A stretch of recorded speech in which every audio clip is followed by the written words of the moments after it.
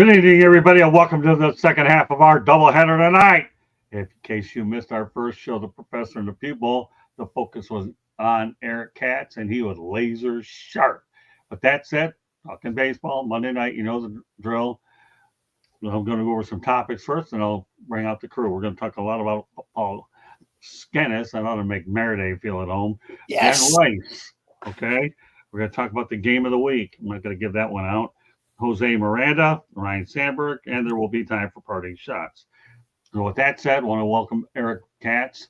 This guy is laser sharp. The best part about him is he's my protege, and I'm proud of this kid. And this guy's got nothing but unlimited potential. Glad to have you back for round two tonight, Eric. You can expect to see Eric more, hopefully in the next couple of weeks on this show as well. And then, of course, it'll come in situational. All right. Yes, Walter Mitchell. It is baseball time. Sure. All right. So Eric is back. All right. George Eichhorn. Good to be back for another round. It's baseball time.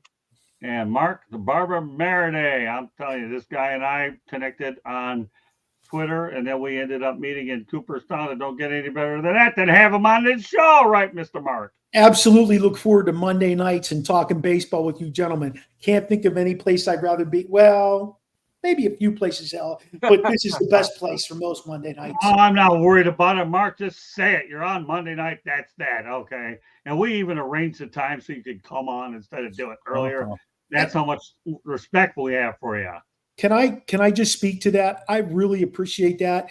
I took on teaching an evening high school health class, and everybody who's out there listening, Scott was willing to push the show back so that I could continue to be an active part of this. And I can't tell you how much I respect that, and I respect you for doing that.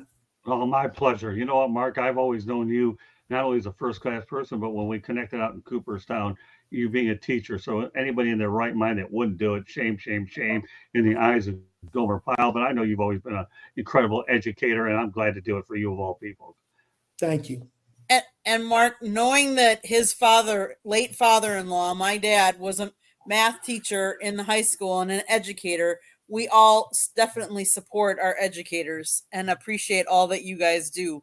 You guys don't get paid enough to do what you guys do, and we appreciate you. You know what, Candy? I should be getting Otani's salary. He should be getting mine. Exactly. You're educating the future America. It could be the future president for all we know.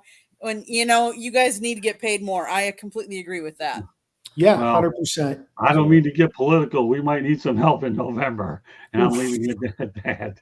And that's as far as the politics go, and I'm leaving it at that. So, all right, well, let's get this thing going here with obviously Paul Skenes' story. Second pitcher in MLB history with 60-plus strikeouts and under 10 walks in his first 8 starts. If that isn't enough, okay, Paul Skenes is the only player in MLB history to earn an all-star nod the season after going first overall. And if that isn't enough, let's go a little step earlier. Earlier this season, the St. Louis Cardinals gave him a standing ovation over at Busch Stadium. My goodness. All right, we're going to go to Pittsburgh right now. Well, supposedly was Mark the Barber Mariday. Is Paul Skenes the real deal? Paul Skenes is beyond the real deal.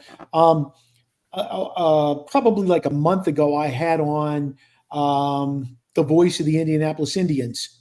And it was a really great – he was on the Original Sports Podcast with Mark Mariday and the Barbershop crew. And he was outstanding. And we got talking about Skenes, obviously, because we needed to talk about Skenes, although he had just recently had gone up.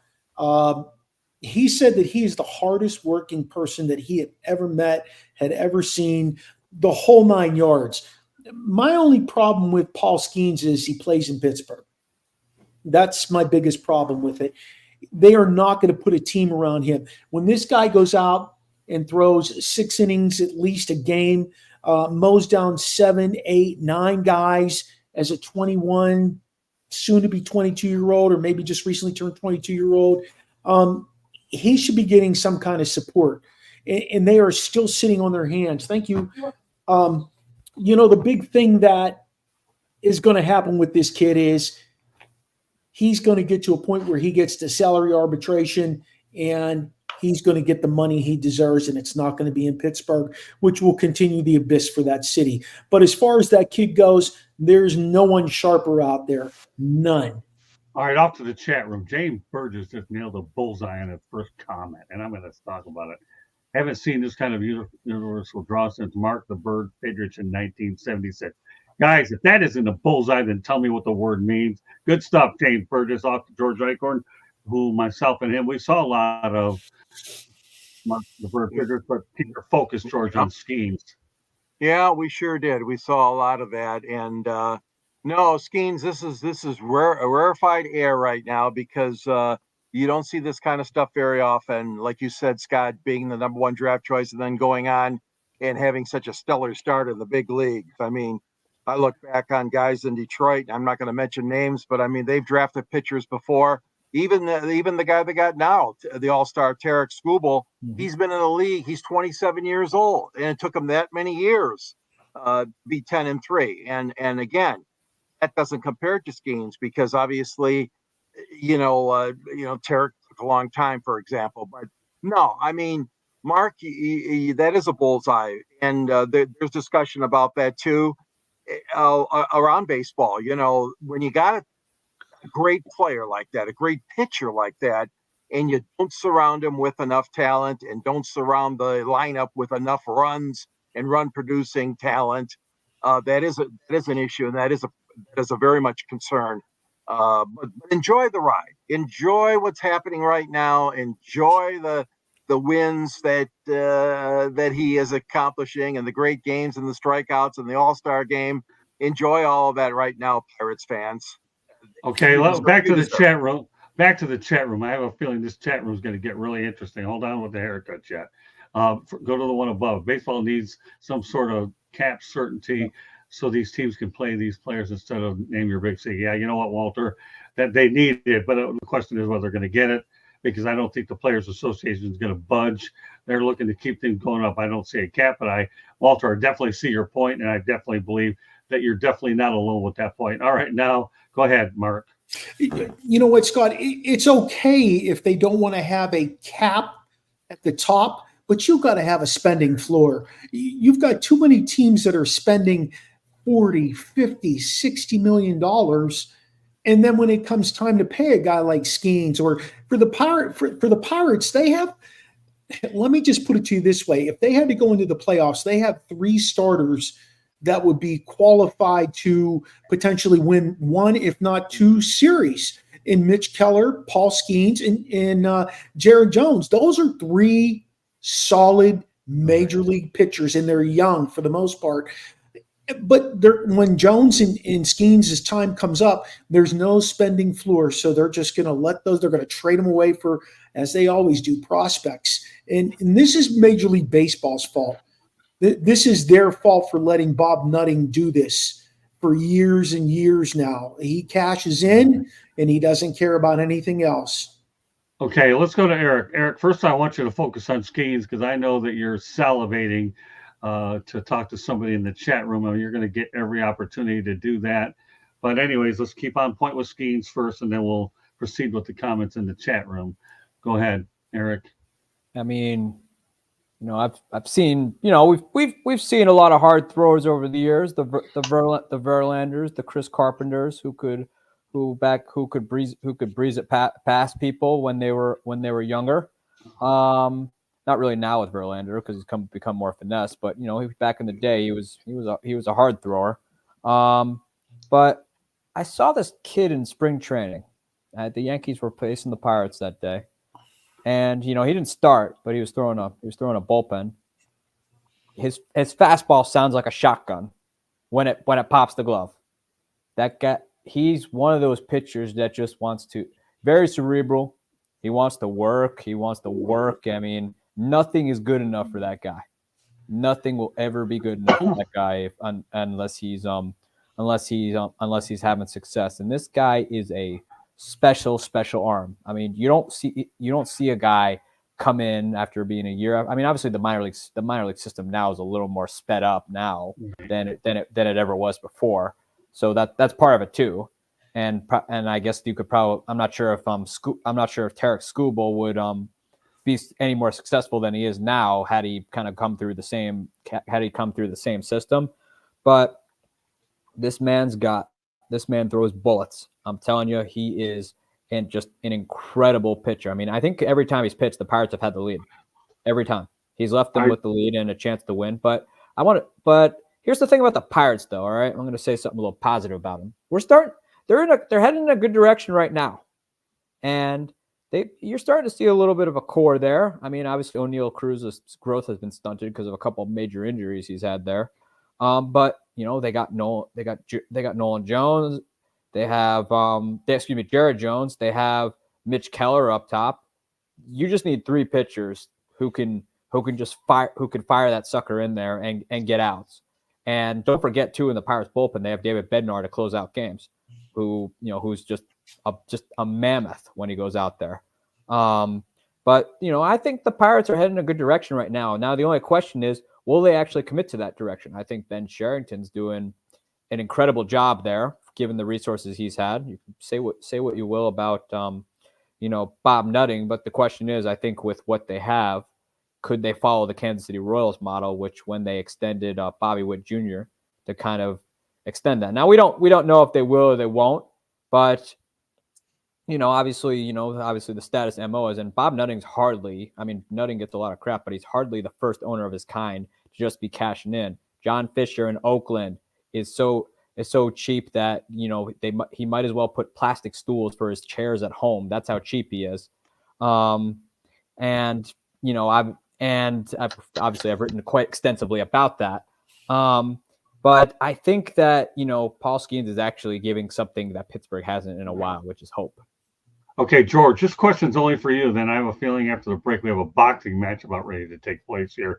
But first of all, this is only for you, George. I think Skubal did miss time with Tommy John surgery. So is that true that he did miss extended time, George? Yes, he did. He did have Tommy John surgery and has been just lights out this year. He's so deserving of the All-Star game, which he's going. And but yeah, Scott, he's had a rough road of it with surgery. Okay, now let's go to another one. This one's here for you, Mark, and all of a sudden we need Michael Buffer here. We really do, but that's okay. How many haircuts did you have today, Mark? Unfortunately, Josh, I had 0. I traveled to South Carolina to spend a few days with my family. Okay, that's okay. Inquiring minds want to know. School, we already put that one up. And then, hey, Juan Garrido. Hey, Juan, by the way, another way to get our alerts too, pal, is please subscribe to the South Florida Tribune YouTube channel. But we're glad that you're able to tune into us on Facebook. God bless, Juan. Glad to have you on here. But please subscribe to the South Florida Tribune YouTube channel. It's not Eric. All right, Eric, this is the time that you've been waiting for. Eric should have went to Mark for his last haircut. Oh, I guess in the eyes of now you got to remember, Eric, these guys here, especially led by Eric, like to use the word ball buster. Okay, so but they have to understand they're dealing with a different breed with you compared to most people. So that's all, but Josh will figure it out as time goes on. Mark is a barber and is one of the best South Florida Tribune. Okay, yeah, you know what? He is great, and that's why he's here. I do the best I can to bring the best people on that I can. All right, James Burgess, I wonder if the small market teams could gain enough clout to have a floor that was based on spending from pool TV money. In other words, if you don't spend, you don't get. You know what? That to me is something that it's worthwhile. A lot of people want to know about. But now we got to go, and we're going to talk about that, James, in just a moment. But this is what everybody's been waiting for. Okay, now Joshua Dorff says baseball puts me to sleep. Okay, so don't worry, we'll keep you awake for this one. Ryan Hoffman is a mammoth too. Family doesn't get free haircuts. Okay, got all those up there, so I don't have to hear about him now posting my comments. Now this is between Eric Katz and Joshua Burstein. Since baseball may put you to sleep, I can tell you one thing: any show with you and Eric will definitely not put you into sleep. So, Eric, you have a couple comments here. How do you want to handle Joshua Dorff for the whole world to see? Because we had somebody on from Japan a few days ago in Korea. So, this broadcast, get out there. Oh, boy, Josh. Oh, boy. I mean, as far as haircuts go, I got a nice lady who does it. Thank you. Okay. And then baseball, well, if I've that's the oldest thing in the book. You should know that. Oh, about putting you to sleep? Yeah, you should know that, and sometimes it's actually a good thing for those who struggle to sleep at night. And they have the pitch clock too now, so you can't really sleep on it anymore. So let's set everything straight here. Okay, this began here on the Professor and the Pupil, and Eric Katz and Joshua Dorr. Okay, to me, have a thing going. So Joshua, even though you're not on the broadcast in front of us, and you're in the chat room trying to stir it up. Hey, what? Now I need to see you two go at it. And you know what? Mark and I and George will promise to be spectators. And James and Walter Mitchell, I can promise you one thing. Well, no, we're going to put this up here right away. James Burgess, you're correct. There needs to be a better system. It kills fan interest. Why people invest time in a city that won't prioritize spending for talent. Excellent point, Walter. Now, I'm going to go out there and throw it back on you, Eric. Give me your thoughts about Joshua Bernstein. He's thrown enough out there for you so that, it's time for you to go out there and say what's on your mind. Which Joshua one? Dorr. I don't know, whatever one you want. Joshua Dorr. Well, for those questioning what I said earlier, I was mentioning that, you used to be able to sleep, baseball used to put you to sleep because the games used to last for hours and hours. So, obviously it helped you go to sleep in some cases. But now with the pitch clock, you can't really sleep on it because there's action. There's constant action for those who are obsessed with the NBA variety. But there's the pitch clock now, so there's constant action. So there's your entertainment for the evening. Okay, now obviously for those of you that missed Professor and the Pupil, Joshua was trying to critique Eric's performance as being kind of boring, too straightforward. So since we have a new audience here, what are your thoughts about his observations, seeing you for the first time in this situation? Do you think Joshua Dorr is out to lunch, dinner, or wherever? I mean, I don't know where he is. I mean, as far as I want to go back to one of his comments was the free haircut. I mean, do you live at home? Do you live in your house for free? I want to know. Interesting stuff. And all right, then, Katie. And then also, yes, Pol Pot. George has a very nice house with piano. Got the nice little. I think the rock on the. I'm gonna say that's a rock. Am I correct? Is that like chimney? A fireplace. Yeah. Well, it's a lovely house. Lovely house. Thank you. Yeah, we pay big money in this business to bring people on, so they don't mind living in nice places. All right. And now, obviously, Joshua Dorr is taking a little thing out of Canada called "Hey, what?" Okay, well, there's a little bit of part Canadian in this guy, I think. Mark versus Eric, that should be a box. You better believe it. I'd love to see it. I really would. I guarantee that'll be one of our best shows ever on this. I think Mark and I are a little too friendly there because he's such a nice guy, so there's really no reason to do that. Yeah. Mark versus Eric Shabaks. Okay, let's see. What do we got? I love these. I bet Joshua pays bills. Yeah, well, I think I would hope so. Yeah. Okay. So with that said, I'll put this one up, and Candy gets to do a station break. If one doesn't appreciate the three-man game within a game, pitcher and catcher versus batter, baseball could be called boring. But I really like that part. So, ... All right. Thank you, James Burgess. Yeah, thanks, James. So Eric is stunned. Okay, I think Stunned? he can rebuttal this. Stunned about what, Josh? I wouldn't call him stunned. Yeah. I'm confused. Explain. Yeah, all right. Maybe you need to do a little bit of clarifying, Joshua Dorr. If you don't, we'll actually we're gonna do a station identification break before we get to that, and Joshua can keep going. But this program is brought to you by the South Florida Tribune Broadcasting Network. We published a book called Lessons from the Microphone, Tuning into the Enduring Wisdom of Visionary Leaders. It was written by none other than Scott Motor City Madmouth, and the foreword was written by George Eichhorn. There is all kinds of good stories. If you like the stories that you're hearing tonight, there's way more stories in that book. You got to get your copy and read it and see the pictures that are in there as well. And really, if you want to buy it and you want to have an autographed copy, just let us know. Buy your copy. Send us the book. Scott will autograph it, and we'll send it back to you. But you can get it available on Amazon, Barnes & Noble, Kindle, Apple, and Google.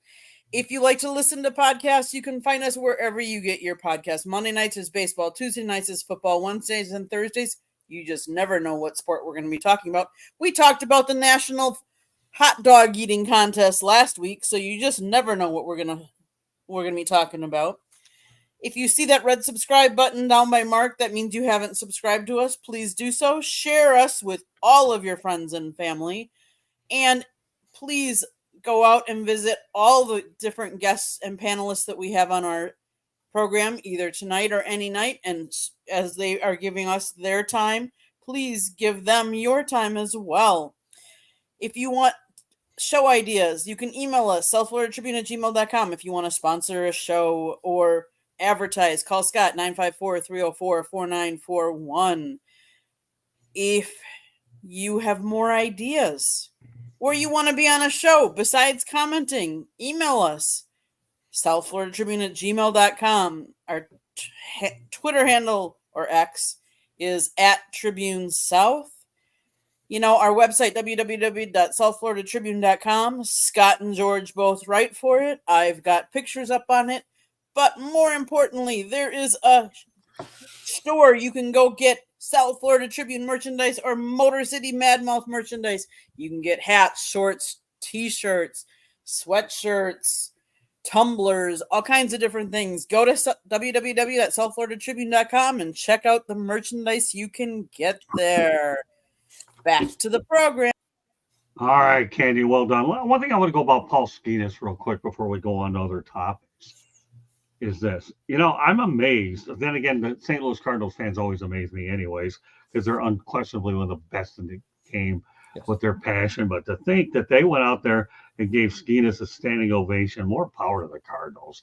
These are true baseball fans. They really, really are Smart true fan baseball fans. So more power to them. So Yep. with that said, nothing back from Josh, but let's put Walter Mitchell's latest comment up there. I'm not a Pirates fan, but their scuttlebutt is to sign Skenes to a contract now, some mileage out of his unique situation. Okay, well, that's what they're trying to lock people up to long-term situations. And if you're really committed to him and you can guarantee him some security and more power to him, right? I think anybody can back that up, Mark. It would be you, right? Yeah, so here's what I've heard in Pittsburgh. They're not ready to commit money to him yet. They want to see how he pitches the next 2 seasons before they would make that commitment. They've got some money that they'd rather invest in a couple other guys, for example, O'Neal Cruz, before they would invest that money in Skenes. But if I were Skenes, I wouldn't even sign it unless they start showing a commitment to winning. You know, the big rumor in Pittsburgh right now, Scott, is that they're dangling some things out in front of the Marlins to get Jazz Chisholm. They want to plug him into center field in Pittsburgh.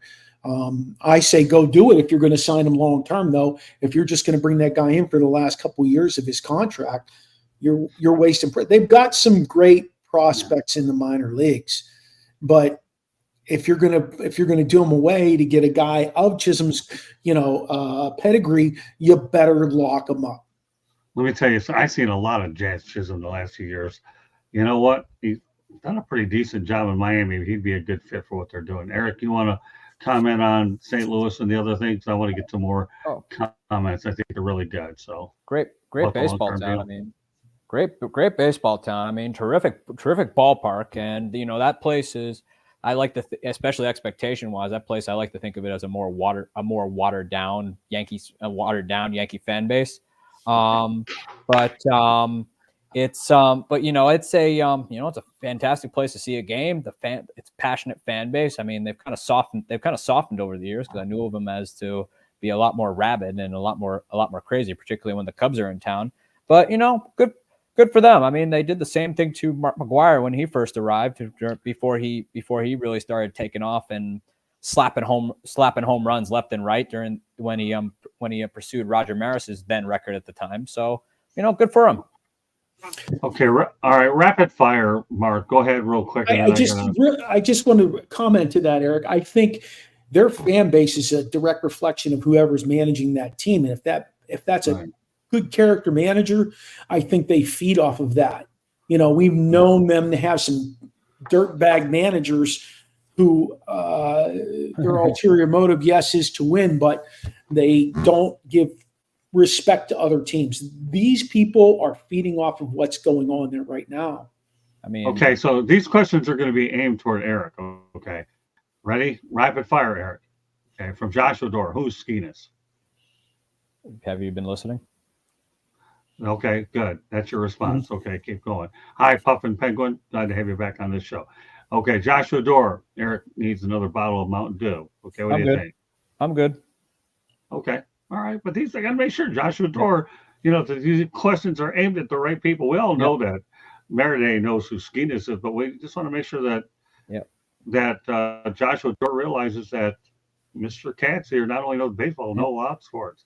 Okay, Jane Burgess, like this comment. Lived in St. Louis several years, and the Cards own that town. That's a bullseye there. And then the second bullseye that Burgess puts out there, that is a baseball town, first, last, and always. Well, nothing wrong with two bullseyes on one chat comment. Let's keep it rolling again, Eric. Now it's rapid fire here, Eric. So roll with it, my protege.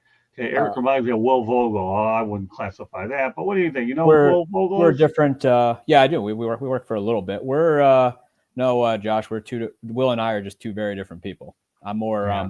I'm much more out there and much more passionate about my opinions. Okay, that's all right. Everything, Joshua, Paul Skenes, the unicorn of a pitcher right now. All right, sounds there you good. go. You answered your own question. There you go. Okay, now Joshua Dorr, not as passionate as Marlins fans. Okay, Eric. Bear in mind, everything is going here. Yeah. Mark and George toward Eric. Okay, because it's necessary. All right. Not as passionate as Marlin fans. Well, if you can get people to come out to that new ballpark that was burned up with your Dade County taxpayer money that you're still that you're going to be paying for the next while, then you can prove me wrong otherwise. Okay, let's keep it going. Okay, Colin Katz. I don't know really where that. So, okay, here let's Cubs. No, I want to go back to that one. Cubs Cards is worth the price of admission any day, and I think everybody can agree on that one, right? Yeah. Yeah, especially when they're both relevant, which doesn't happen very often, but when it does, it's significantly more intense. All right, now Joshua Dorr, Colin Katz. I don't know who that is, but all right, there. Okay, you're Will Vogel without the pogo stick. Okay. Whatever floats your boat, I guess. I mean, yeah. Come okay. on, bro. Whatever floats your boat. Okay, keep them coming, Joshua. Eric doesn't dodge anything, especially from you. Okay, we have a new rivalry brewing here between Eric and Joshua, although Joshua probably doesn't sure if there's a rivalry, and Eric probably doesn't think there is one too. But, again, I like to have chat room and commentator chemistry, and this is definitely it. What did I miss? The Gary thing, the Will thing, is that? I don't know.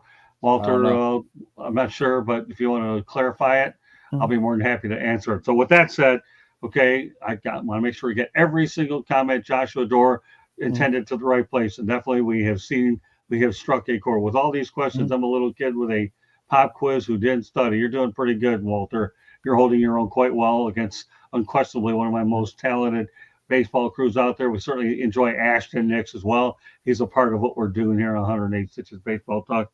But that said, let's go ahead on to topic number 2 until Joshua Dorr wants to extend a little bit further, but guess what? This show is far from finished. So Ben Rice, first Yankee rookie in franchise history to hit 3 home runs in a game. All right, Mr. Yankee himself. Okay, what are your thoughts about Ben Rice? Done some good things. Has a nice approach to the plate. He's I personally want to see the Yankees ride it out this year with him, see what they have, because there's no time like the present to figure out the future. I think it was smart to bring him up. I think Rizzo's days in New York are going to be done after this year. I just think that he's hitting the wrong side of 35, and Rizzo has done some good things with the Yankees. I think he was well worth the trade at the time when they got him. I just think now it's there's no time like the present to figure out the future. Ride it out with Rice. I mean, nothing like hitting 3 home runs against the Red Sox. So yeah, it's I like what he's done so far. Okay, here Joshua Dorr says, Eric, give us a dog check. All you gotta do is mention the word dog check. Doesn't matter how you do it. I guess dog check. I mean, if that's what I'm supposed to do, I don't really know what you're trying to get out here, buddy. All right. Well, that's okay. It'll, to me, Joshua Dorr's dog check remind me of what do you call those? those suckers there. What do they call them? That you have the bubble gum in them. Oh yeah, like a gum pop, I think. Yeah, something like that. So there you go. So to Joshua Door, dog is like Low somebody pop. having a what? Low pop, yeah. Low Okay. pop. Yeah, blow pop. There you go. So here, you gave Oh. up a dog check. We got out there. He said, there you go. You might make a friend here. I don't know. But at least we got the blow pop inside the broadcast. All right. With that said, okay, Mr. Maraday, Ben Rice. Yes, Ben Rice, 3 home runs, rookie. Yeah, I think he's taking advantage of the fact he's part of a very, we'll call it a destructive lineup when they get up there to bat. And he saw pitches and he took advantage of that. And you got to give him all the credit in the world for doing that. That's how you make your name. And I'll tell you what, if you hit 3 home runs as a rookie in one game in Yankee Stadium, you go down as a legend, right? Absolutely, you get absolutely. I mean, if you do nothing else in the big leagues, you'll be remembered for that. I mean, 100%. I mean, Aaron Judge didn't even do that as a rookie. I mean, and there was plenty of other rookies who have kind of come and gone through New York who haven't done it. Even Kevin Moss's little Linsanity run there, it didn't happen. Yep. There you go. Okay, George, Ben Rice. Ben Rice, don't know much about him. I do know the fact is that, yeah, he got 3 home runs in one game, but in 17 other games for the Yankees, he has 1 home run. So I'm not trying to be too critical of the kid. He's young, 25 years old. He's got hopefully a bright future ahead of him, but we don't know for sure. But I'm not going to diss what he did. Oh, that's a remarkable achievement. And like you said, Eric, to do it at Yankee Stadium, to do it as a member of the New York Yankees makes it extra special. Congratulations, Mr. Rice. Yeah, the only thing I'm going to say about it, if you can do something for the first time in Yankee history and in their record books for that reason, that's a heck of an accomplishment. We don't know much about the kid. Time will tell. Baseball tends to humble you anyways. Think about it. You hit 275, you're making zillions of dollars, okay? Now, when you look at it, Michael Jordan couldn't get through it, although he was better off going back to the NBA. Baseball's a tough sport that's full of mental stuff. So as far as I'm concerned, if he doesn't accomplish another thing, he's in the Yankee record books, and that suits me fine. All right, back to Walter Mitchell. What can MLB try to get its teams on a move? More even. I would love to see the sport. Feels like 8 teams at max have that's a good point. You know what, Mark, I'm going to let you comment, and you know what, this question's good enough to go around the horn. I don't know if there's actually a formula that or an idea that you could throw out there that's going to get agreed upon by the players union and the owners. Like, that's where the problem is. The commissioner's got to step in and say, we need a more even playing field. If you look at the NFL, let's just compare it to the NFL for 1 second, then. If you look at the NFL, almost any given year, 20-some teams are in the hunt for the better part of the year. And in baseball, like he says, by July, you've got a major drop-off in teams, and it comes down to just a few teams doing what they want to do in terms to whether they want to be in first place or just make a wild card. But I don't know. There has got to be some ground pushed by the lower level owners in order for anything to get accomplished, because that's where the snag is. When guys at the lower level earners, like the Pirates, the A's, the Cleveland Indians, Guardians, when they do not give any pushback, they're never going to come up with something that's going to make it a more level playing field. Okay, George. Well, I'm not going to agree to that statement. I'll tell you why. Because the wild card is an exciting part of baseball. So right now in the American League, you got the Yankees and the Twins, and the Red Sox, and you got Kansas City and Houston, and Tampa is still in the fight, and it makes baseball more exciting. Now, I understand what you said, Mark. I mean, yeah, the best teams, okay, typically on paper do have a better chance. But we've seen wild card teams slip in there. We've seen big bad Atlanta Braves knocked off, big bad Los Angeles Dodgers knocked off, and the Yankees knocked off. I'm just saying, teams with the most wins in the year don't always win it. I'm not going to say that there are a lot more teams in July in the hunt that go all the way till September or early October. But the fact of the matter is the wild card has created this extra excitement, both in the American and National League. So there's always a chance. I mean, I saw it here in Detroit, St. Louis, wild card, beat the Tigers in the World Series. So and it doesn't happen all the time, but it does happen. But can I say this, Scott? Let me jump in, George. As much as I respect you saying that, a 1-game series doesn't prove anything to me. Right. That wild card needs to be a 3-game series. Well, I agree. Or a 5-game series or something like that. There are teams who, okay, they don't have their best stuff in 1 game. That's still fun to me. Like I watched the Pirates play the Chicago Cubs many years back. But, they brought out their ace at the time. And Pittsburgh just kind of threw a ragtag group out there to play against him, almost conceding. But maybe if it's a 3-game series, okay, we'll concede this to your best pitcher, but we're going to come back the next 2 games if we get there with a better lineup and take it away from you. I 1-game series for a wild card just doesn't flush with me. And that's all that is, Mark. All that is nothing more than game 163. So that I agree with you there. All right, Eric. Good point, so Mark. Go ahead, Eric. The wild card series is already kind of expanded. It's a 3-game series now. I mean, you got to win 2 in order to advance to the DS. So, you already get that. It used to be a 1-game series, which I'm thankful it's no longer a 1-game series because I thought that was a kind of a truncated playoff round. My bad.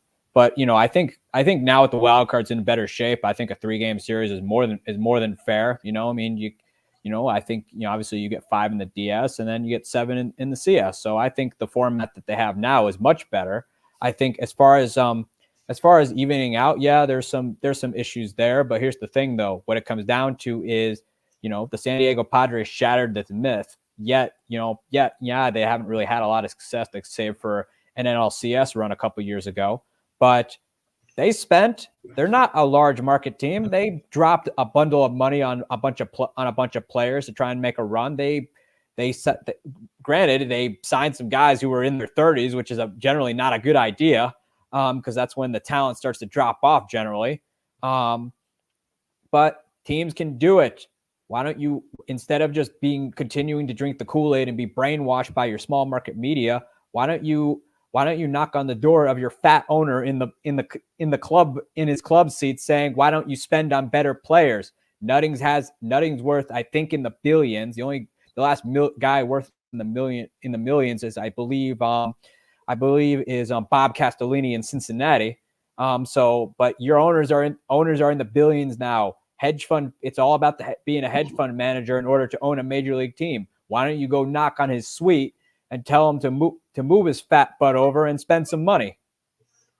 All right. Well, let me add one thing to it, okay, and that's this. Lots of teams are thinking about the trade deadline, so they're not sure if you got buyers or sellers right now either. So right now over the next few weeks we're going to find out who's really in this thing and who isn't.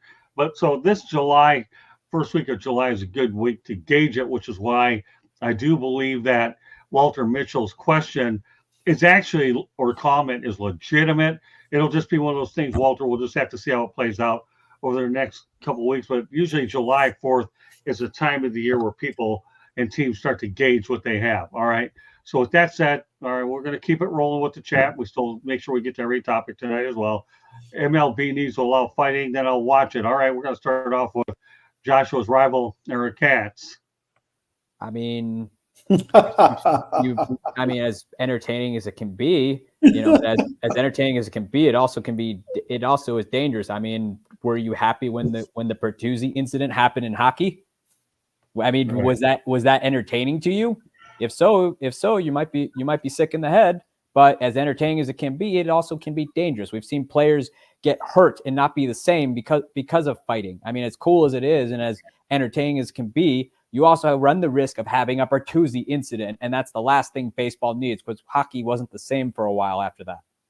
Well, just so you know, Eric Joshua is an avid hockey fan, so that probably explains that. And I think Probably.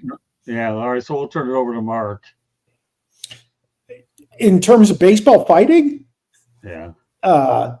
Yeah, that's not a baseball thing. It's a hockey thing, and I don't think it needs to go away in hockey like they're pushing for it. That's part of the mystique of the game. That's what sparks a team to get over the hump. In baseball, you don't get that same vibe from a fight in baseball. You have a bunch of guys come out and just grab each other, and that's about it. Last good baseball fight I saw was Nolan Ryan and Robin Ventura. Oh yeah, that was classic. I'd say quit while you're ahead, Mark. Quit while you're ahead on that one. Okay. I'd argue the Yankees fight in '98 with Armando Benitez was a pretty good one too. When it spilled into the dugout and Darryl Strawberry was in the middle of that, and same with Jeff Samardzija, and I think that Ventura guy on the Royals who since passed. Okay, we'll let George take a crack at this one. No, I don't want fighting. I was there the night that Dave Rozema of the Detroit Tigers did a kung fu up in the air, kicking somebody in the face. I was so disgusted as a follower of the Detroit Tigers when I saw that crap.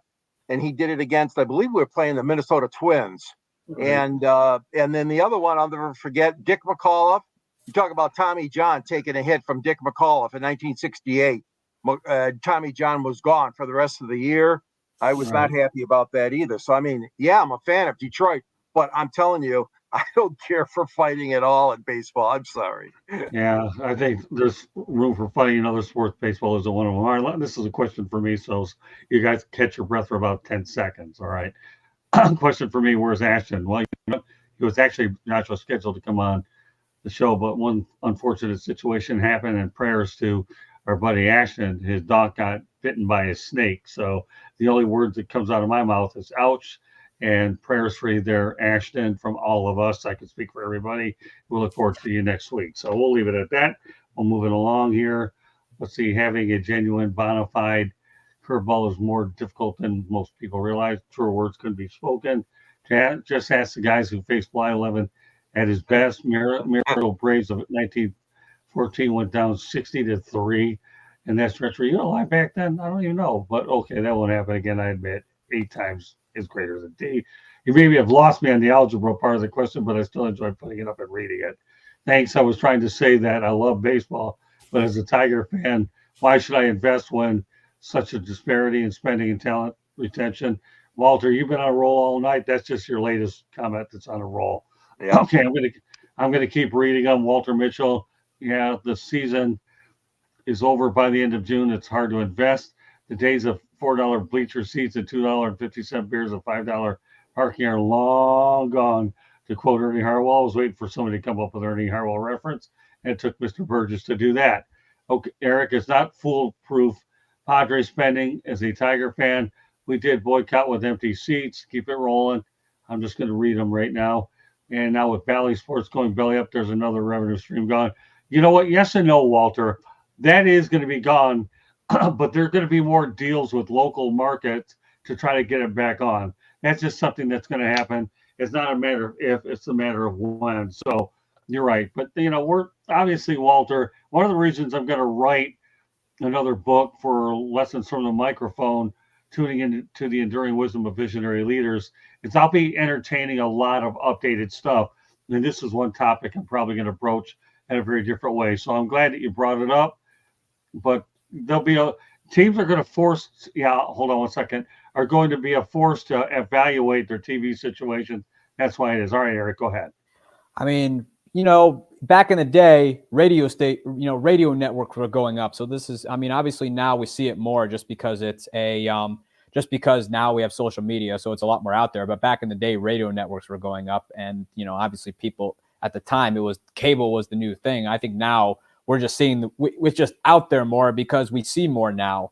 So, I mean, you're starting to see it now. Some teams are starting to have their own cable networks, and the White Sox are starting to become that. I think I just saw the Astros are starting to become that. So, yeah, I think teams now will have a little bit more of a grip on their rights than relying on another company or pooling with other teams. So you're going to have teams just controlling their rights a lot more. But baseball is never truly, I don't think, is going to. You're not going to see a team not have a TV deal. I mean, the Montreal Expos tried that, and it was awful. No, I agree. That's just a temporary thing with situation here in Detroit. Yeah, I think so too. So everybody got their last take on it. Okay, for Tuesday, it was not a fight. Okay, anybody want to comment on that? Because now I'm looking forward to the next one. Okay, it was not a fight. What was it, Joshua? Oh no, Kenny, I think let's he's go back talking up about it was more of a sucker punch. Yeah. Was it a sucker punch? Okay, fair. Yeah. Okay, now, And all right, now Joshua Dorr is attempting to do another ball buster at Eric, so I want that one up there for a little while so Eric can rebuttal it.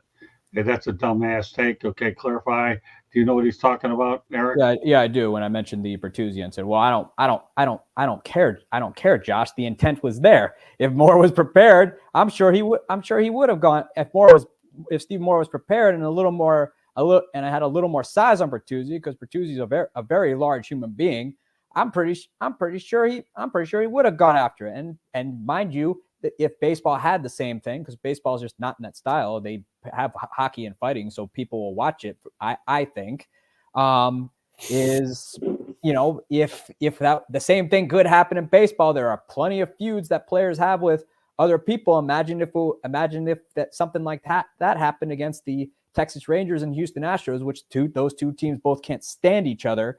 I can imagine a hulking figure like Adolis Garcia doing that to Martin Maldonado when Martin Maldonado was in Houston. I'm pretty sure it would have happened had it could. Okay, fair enough. All right, Joshua, did you understand what he was saying? He definitely disagrees with you. All right, so let's go back to Burgess. Dave Rosen with karate kick ineptitude. Enough said about baseball fights. You know what, James? Yeah, we're not talking about baseball fights anymore. That subject is now gone. Okay, mind you, St. Pierre did have its own unique entertainment, but that's more of a cultural landmark than anything else. Let me also mention James Burgess when beer got out of control. Was it Campbell? Yeah, then Jim Campbell, I think, shut down the bleachers at one point. Yes, the Tigers Yankee Stadium too. Right. So all right, yeah. Okay, so let's keep it going. But also, with so many teams that aren't good, the sport is taking a prime opportunity to take some fan attention away from the sport, not counting football. All right, those are all fair points. James Burgess doing a remarkable job tonight. Walter, let's see what we have here. Also, with so many teams that aren't good, the sport is missing a prime opportunity to take some fan attention. I already read that one. Okay, let's keep it rolling. Okay, here in Detroit, Tigers are competitive, not even winning, just competitive. It would be the second best sport in the town if they were competitive. Chicago just announced a 3-team deal for their own rights. Thanks for bringing that up. Joshua Dorr was not a fight. Okay, no idea what he was saying. All right. You know what? We'll keep this thing going.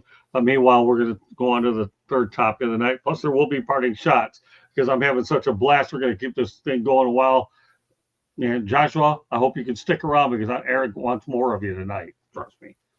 Come on the show. Come on the show, Josh. Yeah, I'd rather you not be confined to your cushy chair and the chat room. I'd rather have you on the show and actually talk to me about it. But my next question is: are you acting like a millennial? All right. Well, the game of the week here. We'll go there. Was the Oakland A's 19-8 over the Baltimore Orioles, July 6th. A crowd of 8,526 saw it. Okay. Now let's go back to some other interesting stats. Okay. Since we are talking about the Oakland A's, the 2023 Oakland A's started the season at 17-50. The 2024 A's started 17-17. Now to give you an update about where the A's are now, they are currently 34-58, and they had one crowd of 3,333.30 on April 14th, losing to the Nationals 3-1. This game was played on a Saturday. All right, let's talk about the Oakland A's. Definitely not America's team. All right, Eric, you don't have to bring up the Vegas stuff. Not necessary. We're staying with the Oakland A's for one more year, and then you can call them whatever you want after that. So I gave you a loaded thing. They had a good time with batting practice, okay, on Saturday, 19-8, but they only counted one win, unlike college football where if you ran the score up, it meant anything. But 8,526 screaming fans. I'll tell you, as James Burgess would kindly put out there, look out, White Sox, you're being chased. All right. Well, and again, 3,330, 17 and 50, 17 and 17. Eric, I gave you a lot. Go ahead and break it down. Speaks to the randomness of the sport. I mean, there's a reason we've never had a team go 162-0. It's just the randomness of the sport. I mean, some days you got it, some days you don't. I'm sure. I mean, this year it helps that they have a flamethrowing closer in Mason Millers to shut down those games, because I know for a fact when they started off so awfully last season that the bullpen was a problem for them, but they have Mason Miller this year, and that definitely helps. And it's just the randomness of the sport. I mean, that's baseball. All right, you know what? Here, let's go back to Joshua Dorr. Okay, Eric, again, this has been fun tonight, right, Mark? Right, George? You get to see these guys go at it? Am I acting like a millennial? What does that even mean? All right, Eric, tell them what it means. You hide behind your screen and just type. You don't confront the problem. You just go after people via typing, via texting, or whatever it is that you do, and you don't confront them face to face. Okay, there you go. Now you got the full definition, Joshua. This is going to be an all-show thing, and every time Eric comes on here, he's looking to get you right in front of him. So when he has the eye of the tiger, you won't be running around trying to get away from him. If you can't stand the heat, stay out of the kitchen, as Ernie Harwell would say. All right, now, Mark, I gave you the info about Oakland, the 17 and 17, the 19 to 8, and the 33-30. Let's give us your overall take of what I just processed out there. At the end of the day, it's about making money. Baseball is a business just like every other professional sport, and they're not making money. That's why they're moving to Vegas or Sacramento, then apparently Vegas. And it's a non-story to me at this point. Otherwise, they wouldn't be moving to begin with. Okay, let's go back to Walter Mitchell, 19-8. So every basically got foul balls upon leaving and a few home run balls. All right, back to Joshua Dorr and Eric. Not worth my time, bud. There you go. What's your response to that? I offered. I offered, but again, we live in a country where we can make our own decisions. So if you don't want to come, that's fine. I'm good with it. No hard feelings. Well, there'll be hard feelings eventually when he keeps saying these things and not showing up, because then the word chicken comes into play, just like they used in Rocky II when Apollo Creed wanted to get Rocky Balboa. I do. Yeah, I've seen the movie. So, I have it. Okay. Yeah. And Joshua Dorr with an emoji. I don't know what it is. I'm not big on He's saluting me. Well, yeah, that's because I'm your commander. There you go. And my protege. Okay. So, George, we'll talk about the Oakland A's. So we're not talking Oakland County, but the Oakland A's. Yeah, well, every team has its day, and they obviously had it in that 19-8 win, but Orioles still won that series 2-1. I'm still going with the Orioles. I know Eric wants the Yankees, but I'm going to still pick Baltimore. But you can't lose games like that. If you're a good team, that Baltimore has been the last few seasons, I mean, you can't lose like that. That's ridiculous. As far as the attendance goes, we all know the days are dwindling down for that Oakland franchise in Oakland before they move, as you mentioned. And it's just a sad situation all around. I mean, the city, the city and the state blew it by not trying to keep that team there. We've seen this happen in other cities as well. But boy, this is a textbook case of not coming up with the new stadium at a fair rate, let's say, not gouging the taxpayers to pay the whole thing. So it's going to be sad. That was a great franchise. Charlie Finley, all those great A's teams. Oh, amazing what they accomplished back in the day, the Oakland Athletics. Well, again, when you look at these particular situations here about the Oakland A's, we all know that their days are numbered. What are we looking at? I can't imagine what the farewell is going to be like. But yeah. But True. It's just probably reinforces the ownership as to why they are leaving. And I'm not going to really get into all that. It took the Raiders a lot of years before they ultimately left when there was no stadium. But when it's all said and done, there won't be any pro teams in Oakland after the A's leave. Yeah, right. I mean, that's really what it comes down to, and I think that's what we have to keep into perspective. But let's face it, the numbers are what they are. July 6th, 85-26, you're in, okay? You're in the summer. You'd think there'd be a little bit more there. And then, of course, 17-50 last year when they were in lame duck. Now they're in a bigger lame duck. 17-17 was good to write about. And then all of a sudden, now they're 34-58. And then on April 14th, 33-30. So it's and the worst part about it was on Saturday. It's not hard to predict what the writing on the wall is. It really is. So let me just keep everything going here, and then we'll get back to one of Joshua Doerr's latest comments. Okay, well, first of all, he was saluting you. Okay, so we got you saluting you there. And now let's go ahead, Nick. Let's go to the communist leader. I'm sure that you'll probably have a little bit more.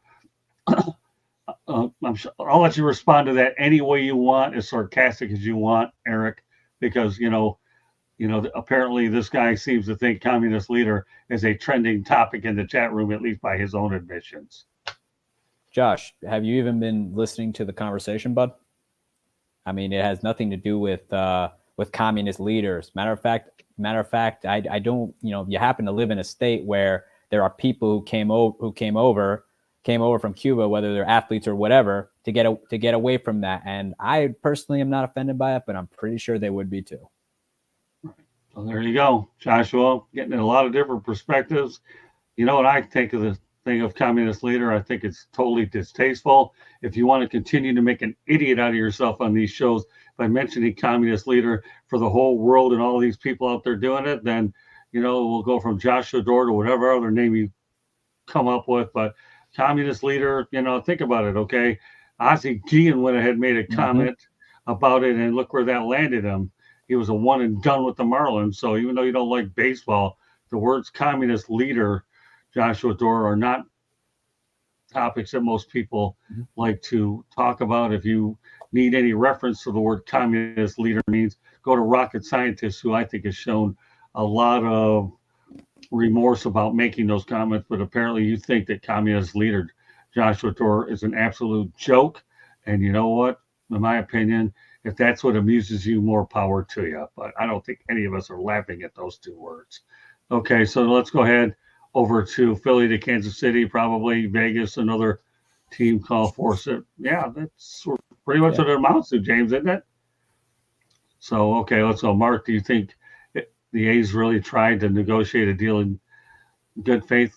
Just asking. All right, well, Mark, if this is intended for you. So. No, I don't think so at all.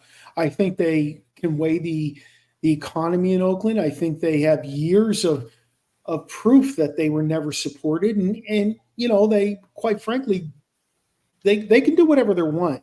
You could pick your business up and move it wherever you want.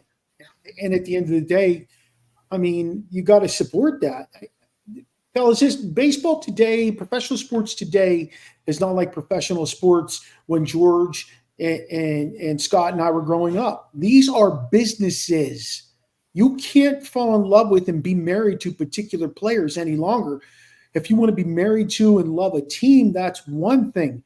But players and even the organization, to be honest with you, it's just not worth being that tied up in it emotionally. I love sports from top to bottom, but I am also a realist when it comes to that. Okay, now we have a question for Eric from Joshua Doerr. Question for Eric. Have you ever counted the stitches on a baseball?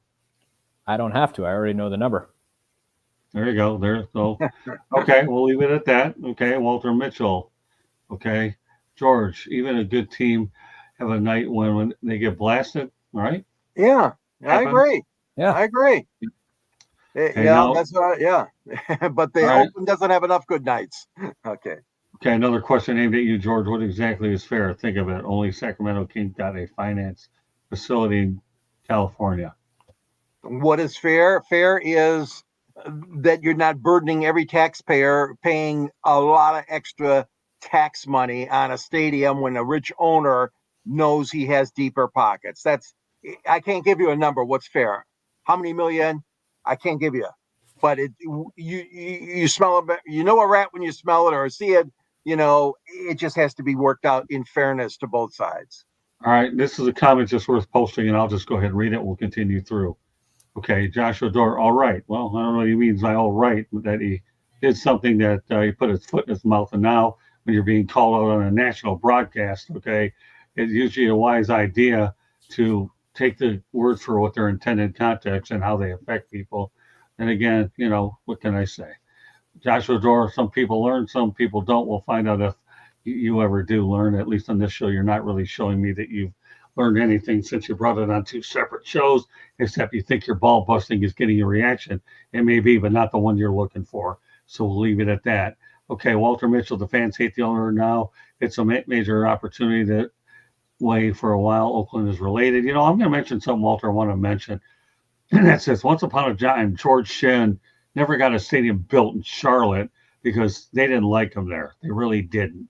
And he moved the team to New Orleans. Well, it's safe to say after that, the Charlotte area did get a new team under new ownership. So it does happen. So, I read he does regret that, though, upon making that move. All right, so now I bet. Yeah. Let's go to Joshua Dore. How do you know if you've never counted? I'm not. Go ahead, Eric. I don't care. Whatever. I'm not even gonna answer that question. Yeah. Okay. Okay. Now, Kim J. definitely answer this from Korea. There you go, Joshua Dore. You never know, man, where your communist leader comments, because now you're in Korea, and Josh, you're making a bigger, what, especially now they got Korean coming into this show. If you don't believe me, ask those in North Korea. All right. So, but hello from Korea, Mark. Are you a barber? To be honest with you, Kim J, I'm not a barber. I know my hair would lend you to think that. However, I'm a high school teacher. Okay, that's fine. All right.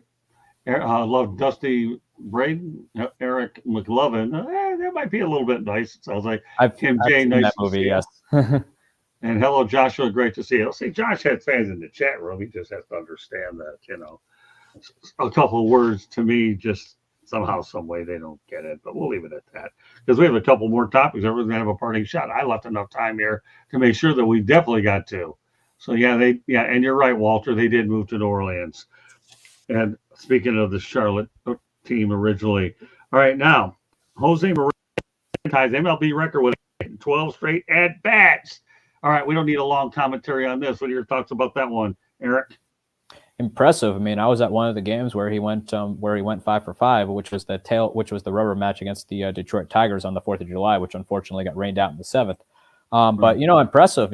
He's having a great year. He's hitting the ball well. Well, Joshua Dore, you didn't think you'd ever return Kim? I'll tell you what, Kim's good peeps out there. Kim really is. And you know what? Kim sees a good show and she feels like she gets somehow. We're glad to have people back. We always love to have our favorites back all the way, Joshua. Hey, listen, Joshua, say whatever it is. We enjoy having you in the chat room, too. You make the show interesting in ways like nobody ever could. Okay. So, all right, go ahead, Mark. What do I think of 12 for 12? Jose Miranda. I think that's an amazing feat. I don't think you see it all the time. Who knows? The next time we'll see somebody string that type of thing together in Major League Baseball. Yeah, you see it in the minors from time to time, a little bit more consistently, not as frequently though. But I think at the Major League level, when a guy's able to hit 12 consecutive hits, that's an amazing feat. Okay, George? Yeah, it sure is amazing feat. And like Eric mentioned, against the Tigers on the 4th of July. I mean, 5 hits. Then the next day he had 4. Against Houston and another game against Houston. But no, it's amazing feat. I mean, really. I mean, this kid is really helping launch that Minnesota team this year. It's going to be a dogfight. It's going to be a great, great race between Minnesota and Cleveland. Down the stretch. And I tell you what, Miranda, I would take him on my team any day. 26 years old. He's got a lot of great potential ahead of him. Okay, let's go back to Walter Mitchell. That's crazy. 12 straight hits with special live pitching. That Walter really is. And by the way, Kim J, thank you very much for the kind words. You're very welcome. I'm glad you're back on. I really am. You bring something to the show, and we appreciate you spreading the word out overseas in Korea. So God bless Kim J. As far as my opinion on that accomplishment, you can hit 12 for 12 in the major leagues. That's a pretty good accomplishment. I don't care, considering how hard it is to hit a baseball. All right, now let's talk about the Chicago Cubs. Okay, the Cubs unveil Ryne Sandberg statue. Well earned, right, Eric? Absolutely. It's true. He's been a Hall of Famer for a while now. I think he's become very notorious within the Cubs, both as a player and also managing in their minor league system for a while at one point, and eventually getting that opportunity to become a major league manager. It wasn't a very good one, but he finally did get that opportunity. But yeah, well earned. I mean, he's one of the greatest Chicago Cubs players of all time. And it's it's real honor. I think obviously I think the timing you have to think about just the season the Cubs are having. But the other way though, Ryne Sandberg is finally gets his place near Wrigley Field, where he's known for the Sandberg game among other exploits. Okay, well, as typical rhythm of the show here, this show is being brought to you by Sense of Humor 101 and what we call Boxing 101, Joshua Dorr versus Eric Katz. And Joshua Dorr says Eric looks like the turn the lights off kid once he grows up. Not really sure what that means, Eric. Maybe you can help me on that one. I think I'm running into that disease called dementia, spelled DUMBMENTIA. If you've never heard the word before, it's because I made it up. But since it's directed at Eric, go ahead. You can comment any way you see fit on this. Well, let me ask you, Josh. What about when you make? What does that make you when you make stupid comments? Precisely. Okay. All right. So go ahead. So everybody talk about the Sandberg now. So let's go ahead over to the barber. I think for so many years, Ryne Sandberg lived in the shadow of Ernie Banks, to be honest with you. But Ryne Sandberg was a totally different player than Ernie Banks. He was a big, strong guy. He covered a lot of ground as a second baseman. That guy deserved to be recognized a lot sooner than what he did. I can't say that any more clear and plain. I thought Ryne Sandberg was one of the greatest baseball players of that era, and I still do. I don't think he should have lived in that shadow, but I really do believe he did live in Ernie Banks' shadow. Okay, George. Yeah, I mean, it did take a long time. He's 64 years old, and I agree he did live in that shadow. But 9-time Gold Glove winner. Listen to these stats: 7-time Silver Slugger, 10-time All-Star, 282 home runs at a time when really second baseman didn't possess a whole lot of power. I've always been a Sandberg fan. He had a great career, 16 years, and even though it was overdue. Sometimes that happens, unfortunately. In some cases, players have to wait a long time either to get into the Hall of Fame or sometimes to get a statue or their number retired, which I've seen before, waiting for that. But yeah, great job by the Cubs and Sandberg, a great player for them, All-Star, Hall of Famer. Yep. All right. The only thing I'll say about it is I'm glad Ryne Sandberg got his recognition with the Cubs. He was definitely a Cub in every sense of the word. Let's not forget, I think he was hired by the Cubs from the Philadelphia Phillies, wasn't he? Yes. If I remember correct. Okay. Yeah, he was managing in the Cubs system for a while. Actually, I got a great story. I was fortunate enough to meet him. Well, you can get to that in a moment. I know Mark's got to get going, but I do remember he was acquired by the Cubs from the Phillies, if my memory serves me correctly, yes. right? Yes. Okay, that's it. All right, with that said, Mark, I know you have to get rolling, so why don't you do this, okay? Give me a parting shot, okay, and then you can give your contact information, and then Eric and I and George will take it the rest of the way. Go ahead. You know what, Scott? I'm interested in seeing at the end of the day who they decide to have as the starting pitchers for the MLB All-Star game. I know there's clamoring already for going back to Paul Skenes. People want to see Skenes against Aaron Judge. And as much as that would be an interesting matchup in the All-Star game, I prefer Skenes doesn't even pitch in the darn thing. They've already got 2 starters hit, but I can see why that would be an attractive thing to watch in terms of the All-Star game.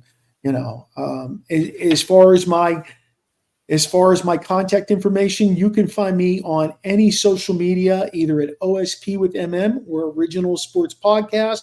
We do our show every Tuesday night at 7:05 p.m. And we would love to have you join us. Our most recent show talked about some top 10s, top 10 athletes of all time, top 10 players in different levels of sports. And we're doing a mailbag next week. So if you find us on social media, you can send us your mailbag question. Fair enough. Okay. Well, I know you have to get rolling, so we'll look forward to seeing you next Monday night. Same I place. will Same be here station. just like clockwork, fellas. That's the Okay. best. You're Nice the to best. see you, Mark. All right, See you, Mark. We'll Mark. catch you next Have a week. great evening, you guys. Hey, You too. Eric, go easy on You Josh. too. He seems to be losing his mind now. We'll see. Yeah, right. Hey, if you have to leave us, at least watch the rest of it. All right. So, all right, let's go back up to some of the chat comments. James Burgess, plate discipline that is freaking awesome. Got to make solid contact at every at bat. No one gets 12 seeing eye singles through the infield. Boy, truer words couldn't be spoken there, James. I'll just go ahead and run through the comments. Okay, the next one we've already gone over, but she puts it up there. Once a kid grows up, let's keep it going. Walter Mitchell, on a passionate personal note, you help me. It's hard to live life as ALS shut in, but outlets like this help keep my spirits. Well, you know what, Walter? We're always praying for you, and we're just glad that you're able to tune in. God bless. If there's any way that we could go out there and make your life more easier and upbeat, then more power to you. We love you, Walter. Great stuff. Okay, thanks for being here tonight. Joshua Door, Eric needs to be put in his place. Dude thinks he's hot shit ever since he was deemed a Scott protege and mini man. But boy, you know, Josh, we'll go back to this, okay? You know, I'm trying to figure out where this distinct hatred towards you and Eric, a guy that you probably never met before tonight, comes in. And Josh, I am okay with putting everything you want up because, you know, hey, you know, if at least you have enough guts to say this on the air to his face instead of just telling me behind the scenes. So I'm glad you at least you have that. But Eric, what would be your response to something like this? I mean, I would invite you, Josh. I mean, if you were ever around, I'd like for you to be around whenever I give Scott a call. I really do talk to him on a personal level more than just show. Every time he's about to cut into the business, I always open up with, you know, I always say, "Stop. Are you healthy?" And Right. you know, I got a pretty good relationship outside of that, and I do care about the person personally. I really do. He's more than just someone I go on air with. I personally consider the guy a friend. So, you know, if you want to make me out to be something I'm not, so be it. Not sure why you feel the need to attack me. I'm a little befuddled by it, but you know, if you want to be playful, fine. But you know, if you want to make stupid comments, you're not going to get a nice reaction from me. So, but you know, I'd like to know why you're this way. I mean, you know, during COVID, they said be kind. Well, that's the advice I'd like to give you. And what I'll even add to that, okay, is, you know, Joshua, you can talk about people who should be on and who shouldn't be on. I look for talent in ways that I have to see a journalistic quality and some passion and candor. And I'm not saying this because Eric's in front of me. We've had heart-to-heart conversations the last while. This kid's great. You know, at the most recent NSMA event last week out in Greensboro, they're looking for young journalists out there because a lot of that breed has started dying right now. And Eric falls into that place. And Andrea Kramer, you know, formerly of ESPN, so we need you young journalists to carry what we've started. And Eric Cass, to me, is one of those individuals that fits into that mold. Hey, Josh, you know what? I enjoy when you comment. I think because every time you put something out there, you can take it any way that you see fit. We're going to give you our honest feedback, whether it's right or wrong or indifferent, because you're entitled to your opinion. It's your first opinion. I give a lot of people in the chat room, okay, more liberal opportunities to talk than probably most people do. But really, seriously, Josh, I mean, but take it as far as you want. But remember, if you attack, you're going to be attacked. And that's just what it is. All right, let's go back to Walter Mitchell. I don't want to drag this on because we still have parting shots. Ryne Sandberg, WGN TV, Harry Wild Memories. Oh, yeah. How many times have you heard that combination before? Whitaker's still waiting on that call. Yeah, unfortunately, Yep. yes. Hi, Walter. Stay healthy and happy. Great stuff, Kim. We appreciate you so much. Kim J is such a kind man. Okay. Keep it going, Eric. Josh was on the show and choked. Okay. Robert Wardell. Josh may reinvent, maybe a reinvent is necessary. So, you know what? Robert Wardell was part of what happened there, and perhaps maybe that's why Josh doesn't want to come on. He doesn't, because, you got critics out there as well. Although Robert Wardell will give you some congrats because the Panthers were able to win, though. So, let's keep it going. I choked. I heard you were choking on Bose last night. All right, look at this. Now this is becoming interesting. I have no hate for Eric. I don't even know him. But yet you seem to think you know him, don't you, Josh? Okay, just giving you a good introduction to South Florida Tribune. Well, yeah, you're definitely doing that. Okay, especially when you tried to go after Jacob Christner in the manner that you did. But Eric's a little different. He handles that stuff a lot different. I guess there's a lot of similarities between Eric and I. I've told Eric to be hard-nosed and thick-skinned, and Eric picked up those lessons quite well. Is there a jealousy issue going on, possibly? Did you just see? Wait, George, help me with this one. I'm struggling on this. Did you just become the redhead stepchild, Josh?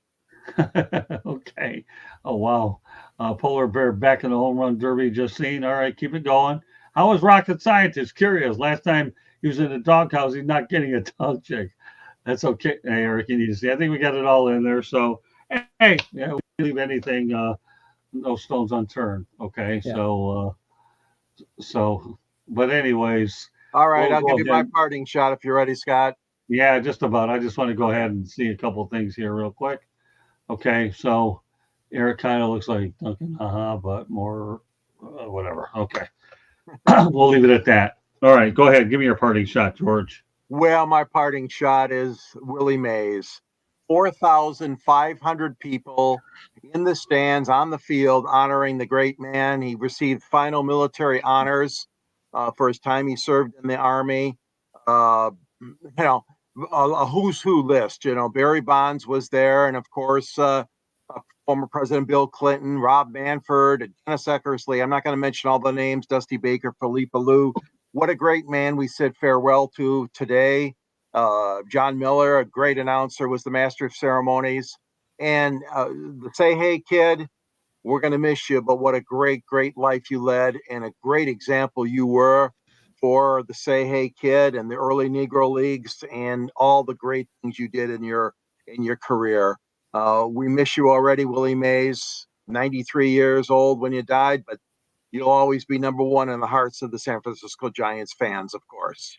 All right, now Eric's getting a little bit of love, of course. Maybe, all right, yeah, maybe they were just treating it like a boot camp. But anyway, Joshua Dore says, get it up there. Welcome to South Florida Tribune, Eric. Great first two shows. All right, there you go. All right, you can respond to that any way you want. Welcome, Eric. Okay, and then the next one here is welcome, Eric. Good job, buddy, for your first time here. George, Scott, rest of chat, except Josh. Have a fantastic rest of the evening. Thanks, James. God bless you. You were dynamite tonight. We appreciate you. All right, Eric, give me a parting shot, please. I mean, I'm happy Pete Alonso's back in the home run derby. I feel like we've got a number of we got too many players in my opinion saying no to it because they're concerned you'll go into a slump, it'll mess up your swing. I really don't believe that. I mean, we've seen plenty of guys do the derby and they go on a massive tear, like Miguel Tejada, for example. But I really think it'd be great for the sport if more players who have serious power can do it. I think it's just you come back, you haven't played in a while, and unfortunately you go downhill. I don't think it has anything to do with that. Like, for example, Aaron Judge, with what happened with him, people figured out he was not a disciplined hitter like he is now. At least a better disciplined hitter. I mean, he's a power hitter. He's going to strike out. That's just the name of his game. That's just what happens when you hit for power. You're going to strike out a lot. But when they figured, what happens is these guys who pitch to you, he will, they just figure you out.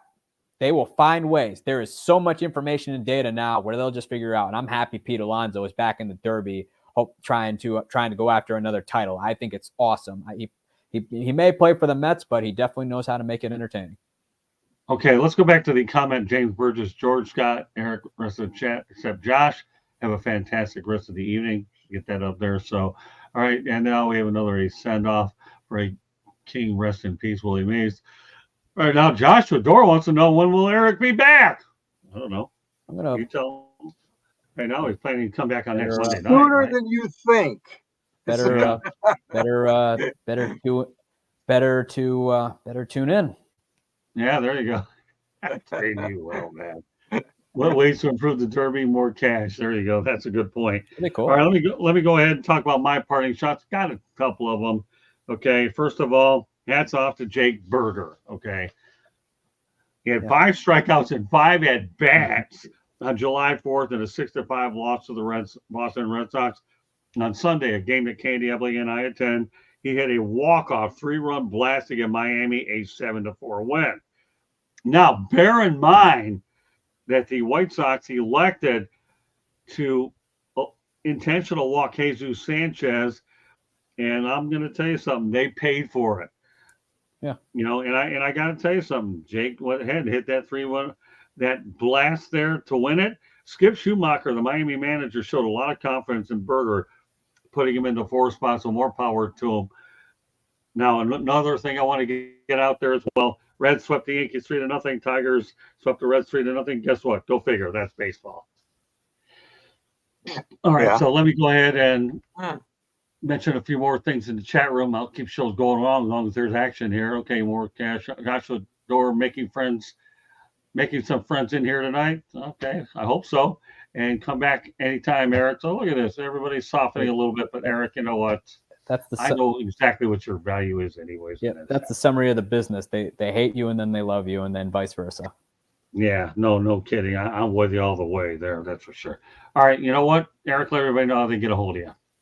You can follow me on my Twitter at Sports Team News, or you can check out my blog at bellyupsports.com, where I'm writing all things baseball. Yeah, George, go ahead. Okay, you can find me here on the South Florida Tribune channel. I write under the Motor City Tribune, my columns on sports, and near the end of my column, I always have a link there that if you'd like to purchase my book called Detroit Sports Broadcasters on the Air, you can link right to it and go to Amazon to purchase that. You can reach me always at LinkedIn under my name, at gicorn@yahoo.com, and on X, formerly Twitter, at SanGSports99, and find me on 108 Stitches, the Sports Exchange, and other great programs here on this network. And a great being a part of the show with you guys tonight. All right, well, so now Joshua Dorr has a request for you, Eric. Can you give Smoking Jay a salute? Give him a salute. That's okay. You know how to salute people. How about you come on the show and I'll salute you? You talk about Smoking Jeremy now, not him. Well, if it's Jeremy, then all to him. I do. That was good. Yeah, good Okay, one. All right. Yeah, you know, I know my voice is just about running out of fumes, so Candy Evelyn's part of the show that she can come on. And you know what, Candy? First of all, do you have a parting shot? I know you were chomping at the bit to tell me some things, and then she can go ahead and take care of our promotional stuff. Let's see.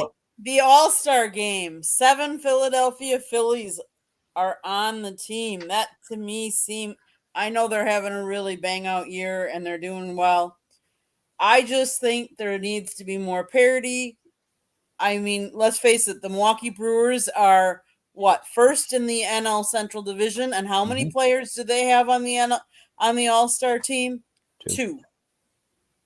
I think that's wrong. I think there's more that deserve to be on there. But again, let's face it, Milwaukee Brewers are a small market team, and they're not like your New York teams or your LA teams or anything like that. They're outperforming, I think, what most people thought they were going to perform. Absolutely. Because let's face it, Craig Counsell went south and everybody thought he would do great. The Cubs are not having the year that they thought they were going to have. Counsell's not doing the same job that some people thought he would do. Although some people thought he might not do, that he wasn't the greatest coach. But kudos to Pat Murphy, because I think he's really got the team playing well. I just wish that there was more representation from the Brewers at the All-Star game. Well, fair enough. I enjoy that. She was telling me, I'll figure out how to put her in the DM. I agree with it all. Okay. Now Candy's got more business. Go ahead, Candy. The South Florida Tribune Publishing Company published a book last November. It is called Lessons from the Microphone, Tuning into the Enduring Wisdom of Visionary Leaders. George Eichhorn wrote the foreword. Scott Motor City Madmouth wrote the book, and it's about all his years in the business, over 40 plus years. Go read it. Find out all the some great different stories. If you're trying to get into the business, it tells you about how media has changed over the course of the years. Go get your book, Amazon, Kindle, Barnes and Noble, Google, and Apple. If you like to listen to podcasts, listen to our podcast wherever you get your podcasts. We talk baseball Monday nights. We talk football Tuesday nights, Wednesday and Thursday nights. You never know what we might be talking, from cornhole to hot dog eating contest to NHL, NBA, MLB, NFL, college sports, you name it. We've talked about it. I'm sure we will be talking about the Olympics coming up soon, so stay tuned for some of those great shows. On Wednesday night, Scott does a Motor City Madmouth show, which is a one-on-one interview show. Go check it out. It's on nofilter.net. Yes, you have to sign up for it, but it is completely free. It does not cost you anything. Of course, if you want to tip because Scott is doing such an amazing job, you are more than welcome to. But it costs you nothing to go to that network and look at it and see who else is on that network. We ask you to look at other people that are on panelists, go to their writings, go to their websites, go to their YouTube channels and support them as well. We appreciate all that they do for us, and we hope you appreciate and can reciprocate. You can find our website, www.southfloridatribune.com. Scott writes, George writes, Candy takes pictures. We have a store that has merchandise on it. Go check out the merchandise. You never know what you might need. You might need a hoodie for a chilly night, or you might need a tank top for those hot summer days. The South Florida Tribune or the Motor City Madmouth. If you'd like to sponsor a show or advertise, call Scott, 954-304-4941, or email us at southfloridatribune@gmail.com. Twitter handle is at Tribune South. If you see a red subscribe button and you see it, it means you haven't subscribed. And honestly, I just don't know why. We have all this great programming. You can get notifications when our programming is on. So you can come in here and you can chat, and you can light up the chat room with Joshua Dorr or all the other people that were in our chat room. Thank you, everybody, for chatting and taking the time to watch us. Robert Wardell, when's the pickleball convo? We've actually talked about it before. You never know when it's going to be on. And Kim J, hello. Thanks for saying hi to me and giving me a salute there. I appreciate it. I think that's all. If I missed anything, you can read it. It's scrolling on the bottom. And for those that are listening, just rewind and listen to us all over again, and you'll get it all the second time around. All right, let me add something to Robert Wardell. Hey, Kim, obviously, Candy, appreciate you as well. We did it one time, but you know what? I have two shows that we're going to see if we can drum up another pickleball topic. And I'll tell you why, because it is a very popular sport these days and picking up steam. I don't think I'll be able to play it because I'm bound to get hurt again. I've already hit my deductible in February. The last thing I need to do is have more injuries, since I have football season coming up and I can't afford to miss time. In addition, was left of baseball. But you know what, Robert? Let me answer that question for you. You'll most likely see pickleball conversation on Wednesday nights on the Sports Exchange, or a definite possibility will be on Thursday night with Fire Up and Smoke and Jeremy B. Candy are on that show, and I come on every now and then when I can. So, so either look for Wednesday or Thursday nights. And you know what? We appreciate you continuing to come on, but we're going to go out there and prioritize some sort of a pickleball topic for you, and then you can go ahead and please chime in that way. Great stuff. Great show. And I'll say, you know what, Joshua Dorr, you were hot and cold all night, but you were consistent. So that wasn't the worst thing in the world. So on behalf of Mark Maraday, Candy Ebling, George Eichhorn, Eric Katz, my name is Scott Morgan, we're at the Motor City Madmouth. Thank you for joining us on this edition of 108 Stitches Baseball Talk. And we will catch you the next time, same day on this station. So everybody go out there and have a good week. and we'll be back with more headlines next Monday night. Good night, everybody. Night.